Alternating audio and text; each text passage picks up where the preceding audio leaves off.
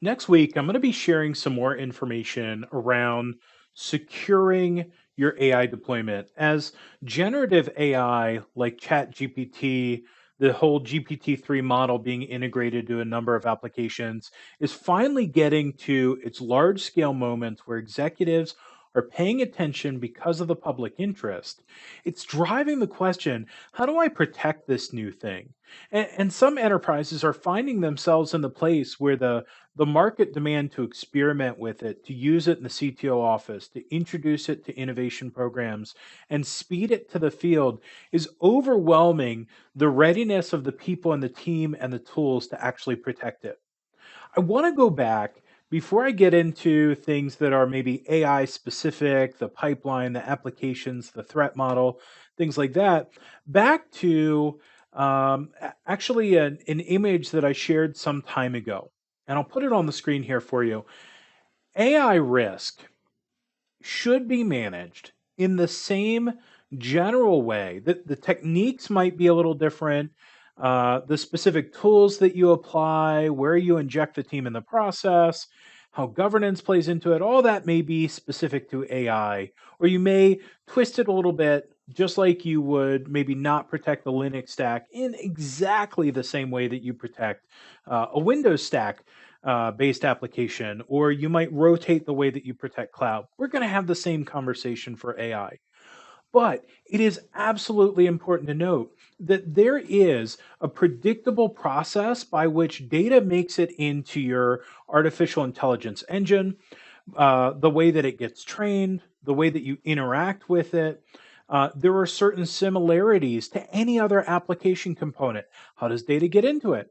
How do you present the question? How do you get to the outcome? How do you verify the outcome? How does the outcome get to something that interacts with a customer or a business unit or an employee?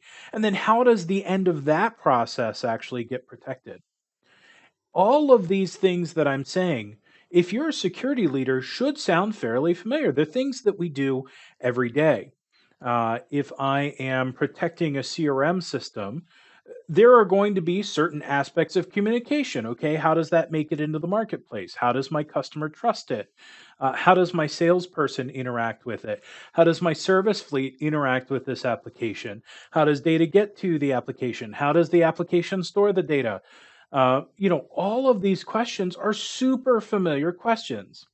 So before we talk about artificial intelligence specific risk, one of the encouragements that I would give to leaders or to managers, to teams that are dealing with artificial intelligence engines, maybe in a more visible way than they have in the past, or it could even be the first time that they're, encountering this question, would be apply the disciplines that you already have by breaking down the process. Don't look at everything that interacts with an artificial intelligence, a machine learning capability, as a single monolithic block. You can use your existing governance, your existing tools, your existing approaches for things on an interim basis to buy you the time. Meanwhile, you're constraining risk and you're not introducing more randomization to the enterprise.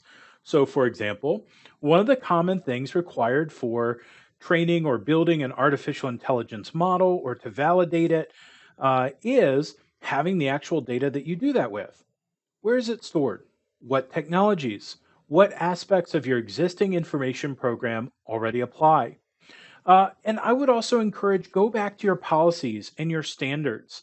Your core policies as an organization, I actually would argue, for the most part, do not change. A lot of organizations, and I actually would encourage this, are introducing a policy on things like AI governance and AI ethics.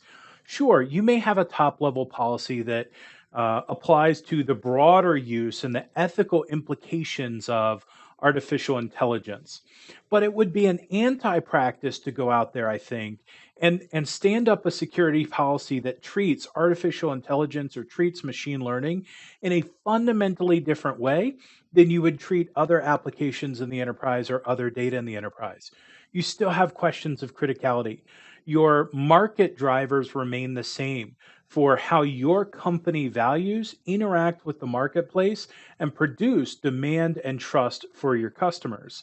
So you don't touch the policy. The right place to start is perhaps a standard for your organization that says when you're doing machine learning, the policy that we already have applies in this way. And then you may have specific procedures or information published out there on architecture or architectural patterns that help people actually apply those standards. So, more on protecting artificial intelligence coming up, but start with applying your data loss protection program, your privacy program to the stream of data, where it's stored, how it's interacted with, API published endpoints, the way that identity is used. All of those things are things that we are already experienced as information security leaders. In answering that question, start there and then ask yourself, how do I deal with other innovation programs? Are there fundamental elements of that I can go out and I can collaborate with one of our machine learning teams and say, how do we apply this in your situation? With a new application, you would generally have to follow these steps before you are issued, for example, identities, or you can spend money, or you can spin up a cloud tenant, or whatever it is. What are those places that you can do? And start asking the question for the way that we're deploying machine learning. And we'll get into this more next week. Depending on the level at which you're consuming machine learning models or you're training the models, is going to be the level of instrumentation that's available to you, especially if you're using a cloud provider as an accelerator. If your organization is sophisticated enough that you're standing up your own, tensor driven training machines and all that sort of stuff on premise, hopefully this video frankly doesn't apply to you and you've already got more advanced capability. In the cloud, there's a lot more predictable access in what's going to be available, how you inspect the trails of who accessed a thing, where the data streams are going. In the same way that any new application would get examined for the threat model of data getting in and out, you can do the same thing with artificial intelligence. You can do the same thing with machine learning with a few extra considerations along the way. So that would be my encouragement. Look for more coming from me next week on some of the things that are maybe a little bit unique, a little bit different in machine learning. And one final encouragement is if you're starting to see a lot of interest from your executive team in applied generative AI, this is the time, not when the budget asks, not when the first project comes up. This is the time to make sure that at the table, the larger organization sees security as part of the design phase. Make sure that you're at the table. That's a critically important step.